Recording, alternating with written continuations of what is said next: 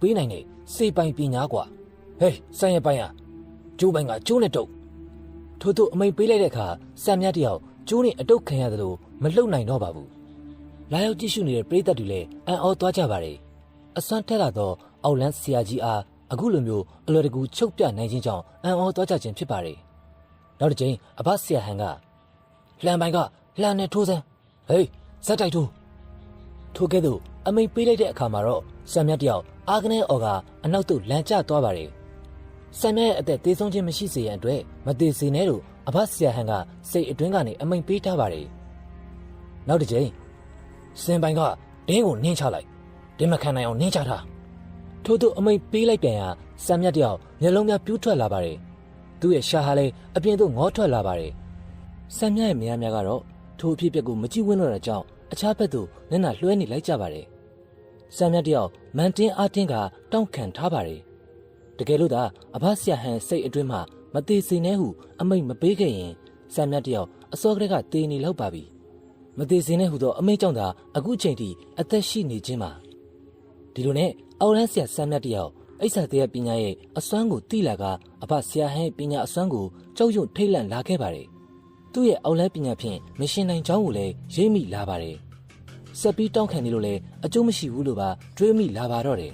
အမှန်တကယ်လဲတောင်းထားပြီးစက်ခါအာခံနိုင်စွမ်းမရှိတော့ပါဘူးဒါကြောင့်ဆံမြလည်းသူ့ရဲ့ပညာမှန်အားလုံးဝရှော့ချကအဘဆရာဟန်အားအရှုံးပေးရပါတော့တယ်ရုံညံသောအောက်လန်းဆရာဆံမြကအဘဆရာဟန်ရဲ့အရှိမဒူးထောက်ကကျုပ်ရှုံးပါပြီဆရာဟန်ကျုပ်အရှုံးပေးပါတယ်ကျုပ်ကတိအတိုင်းကျုပ်ပိုင်တဲ့အိုးရင်စီးစိမ်နဲ့ကျုပ်သားမယားအကုန်လုံးကိုအပ်ပါတယ်မင်းအိုးရင်စီးစိမ်ကိုငါမမက်ဘူးကွာမင်းဥစ္စာစီးစိမ်နဲ့မင်းသားမယားတွေမင်းပြန်ယူဒါပေမဲ့